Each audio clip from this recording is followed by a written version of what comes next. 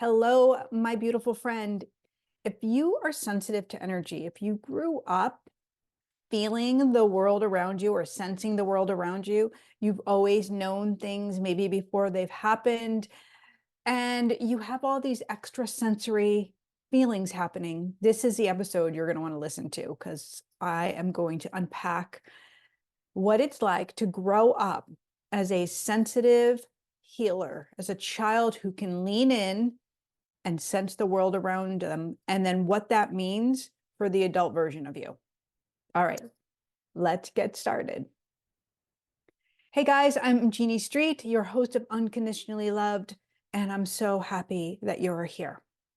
So, what does it mean to have sensitivities? Maybe you were one of those who was told you were too sensitive. You feel too much. You have too much going on. Maybe in your family, when you were a child, people made fun of you or pointed out that you could sense the world around you, and it wasn't a good thing. Well, today we're going to talk about how this transpires in our childhood and what it informs our body to do, and then how we move into our adulthood, forgetting or pushing down, pushing away those parts of ourselves that are really, truly authentic and real, and how God has wanted us to move in this world. So God has informed your being. He has made you so beautiful in so many ways. He has given you these great senses so that you can navigate the world around you. And as you came into this life with these huge, huge abilities of sensing the world, what do we see? What do we hear? What do we smell? What do we taste? What do we feel? Yeah. Yeah. So these great senses. And then what do we know? Right. So we have these amazing senses that help to support us in making decisions of what we're going to eat, what we're going to drink, who we're going to hang out with. And we kind of take these senses for granted because, they're just there, right? They're there.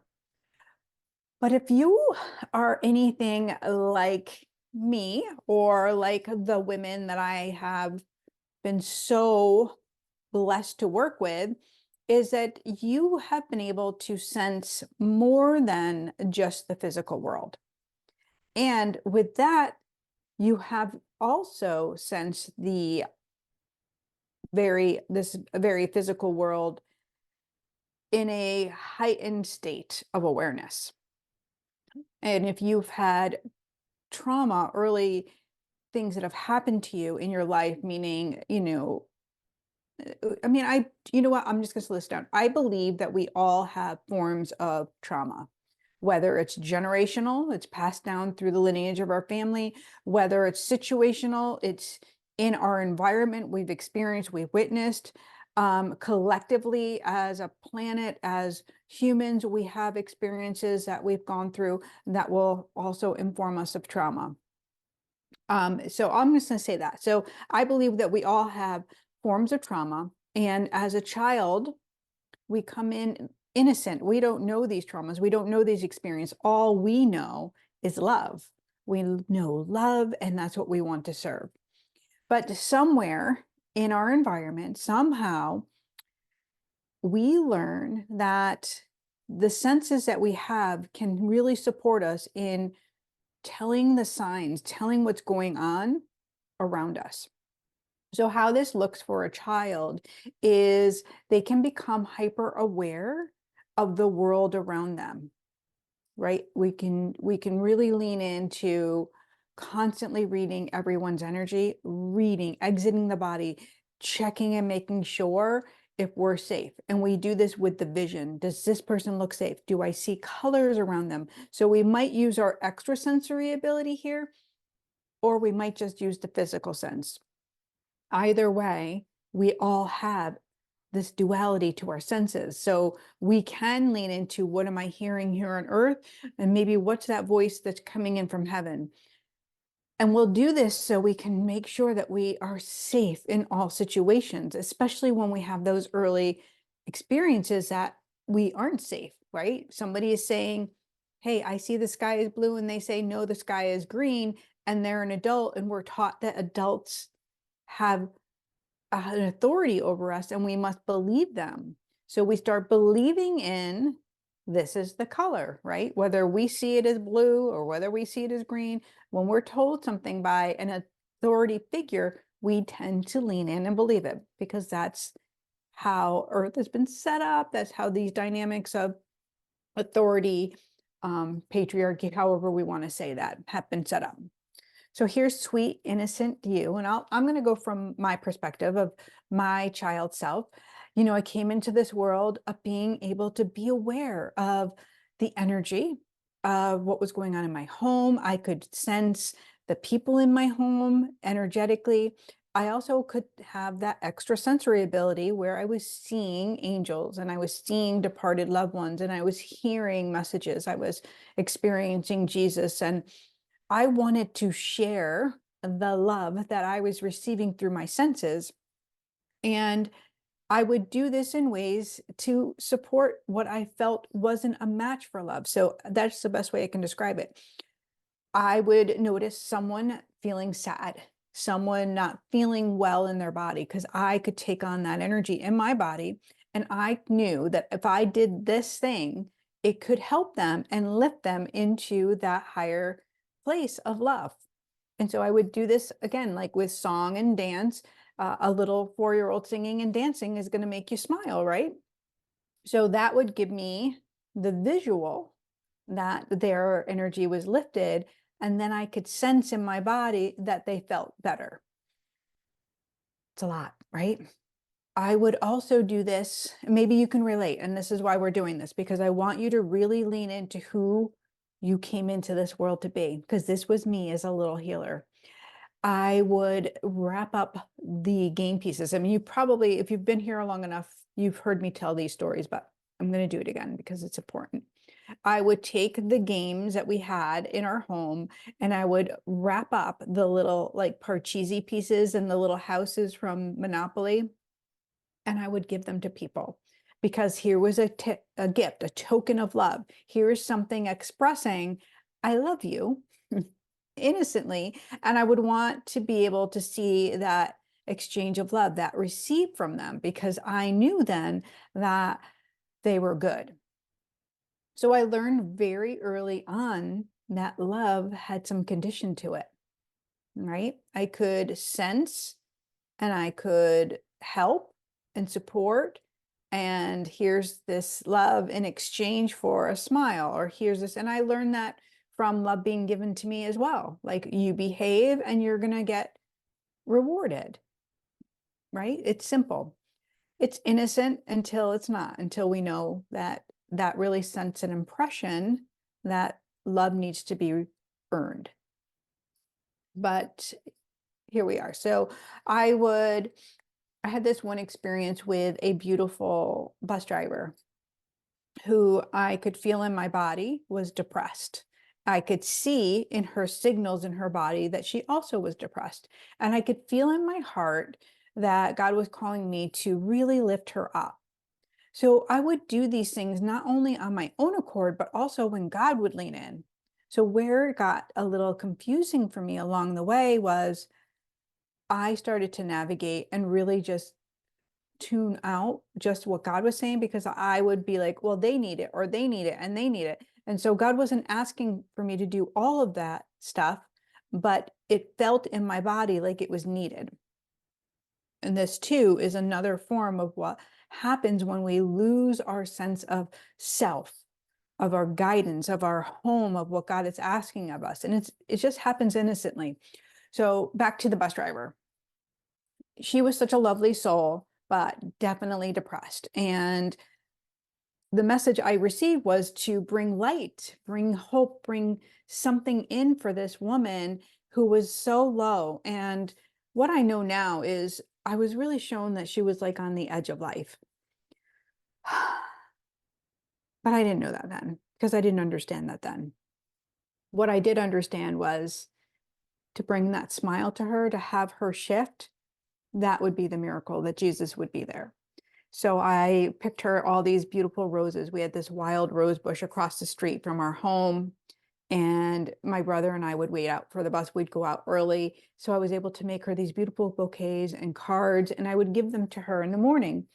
And she actually wrote a letter to my mom, and she said that these experiences changed her life. They shifted her, and she wanted my mom to know like how special it was. And I think I think that really, what do I think? I think that God worked through me and my brother at that time to help a woman who was really not well. And as I continued on in school, what I noticed was I had this ability to support other people. And this was a really important thing for me. This was a reward to see a lifted energy with a friend or a teacher, to have that experience to shine, help them shine. But it also started to deplete my ability to stay present in my body, because all of the world that was happening around me, I was really busy reading and resourcing who I was according to the energy around me. So maybe this is going to make sense here for you too, because when you feel like there's something wrong, what you are essentially doing is you are using your senses to read that energy. So here's how it looks. The bus driver was tense. So I could see in her facial expression, in her body language, that she wasn't doing well. I could hear her voice when she would speak. That would give me another tone of who she was and what was happening. Maybe there's a smell and maybe there's a taste. But most importantly for me and my body, there was a feeling, there was a knowing inside of my body. So my feeling, what I could feel, and the knowing would get cross-wired, because we can feel like the shirt on your back, you can feel your hair, you can feel the wind. The knowing, however, is a fact. And the knowing gives proof to how God is informing our body. And why I say the feeling and the knowing get cross-wired is because it's not easily explained when you're a child and you have been informed by God that something is going on other than what the world is saying is going on. Let's stay there because this is big.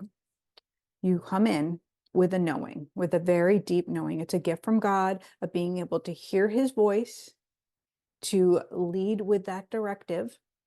And we come from a place of being deep, big feelers. So you're sensitive to energy. So you can sense the world around you. And if you're feeling it all, then you're questioning, because we're very physical, then you might question your knowing and call your knowing a feeling, and then it gets all convoluted and confused. Make sense? It's a big one. Okay, so you're exiting the body. We call this disassociation, right? You start to disassociate. This happened for me in my child, my child body. I would leave my body. I would fly out, because when you're constantly resourcing who you are from the world around you, or reading the world around you to make sure that you're safe, you are triggered into an experience of feeling too much. It's like you're overwhelmed with the bounty of energy. So our world is huge, right? And back then there wasn't even social media. I mean, mind blowing to think about the kids today.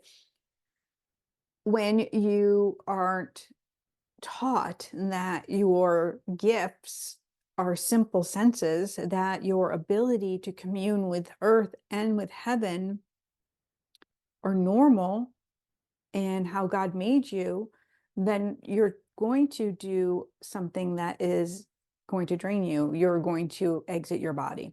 And you're going to do this in one of two ways. Disassociation, you're going to fly up and out. Maybe you view the world around you from that heightened space, or you start to feel like it's safer outside than it is inside.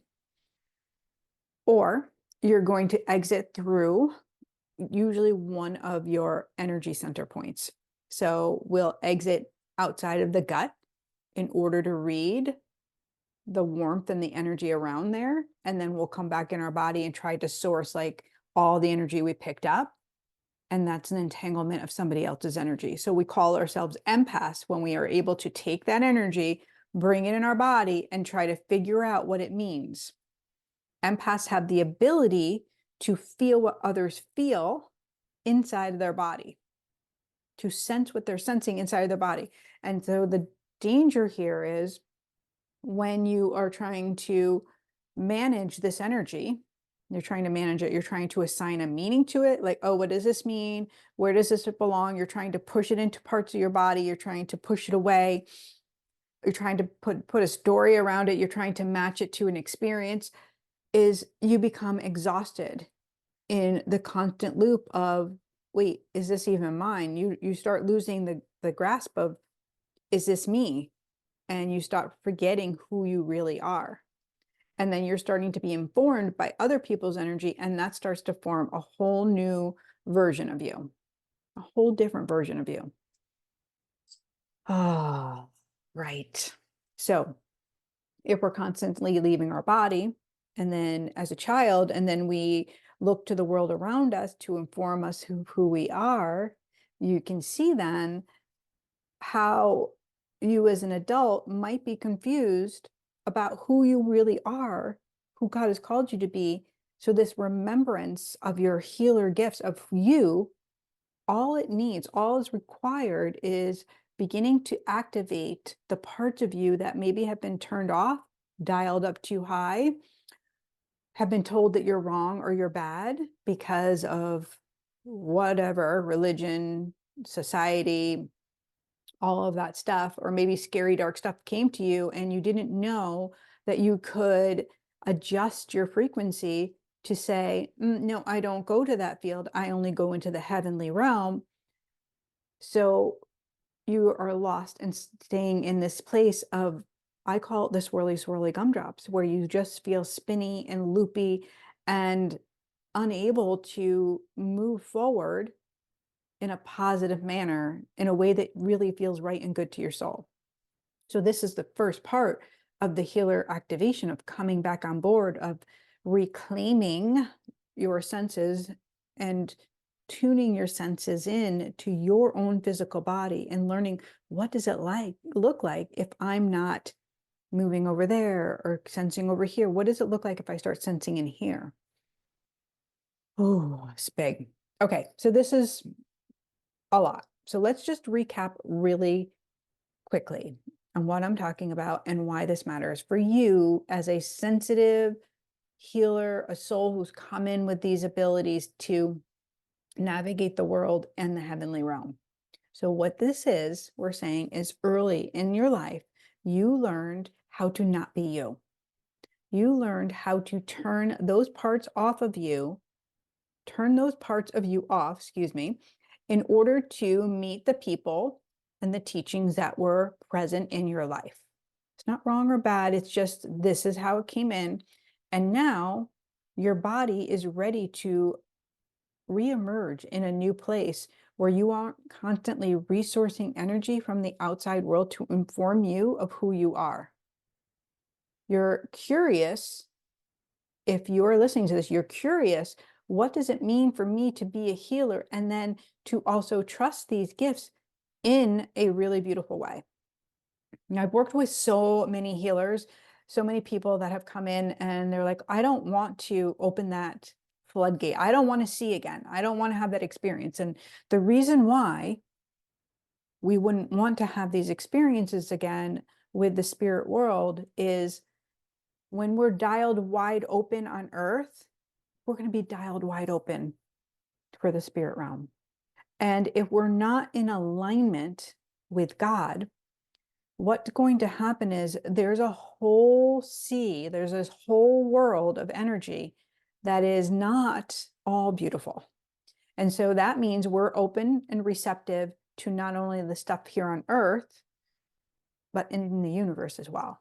So when I teach people how to move into the heavenly realm through their senses, through their energy centers, and attune and align these beautiful things with God. So the first thing that you can do today The one tip, as I'm going to give you, the one thing I tell everyone is only that which is of God can come to me. Repeat that statement, say it every single day, and then come back, go into my show notes, and you're going to sign up for my 3-day experience.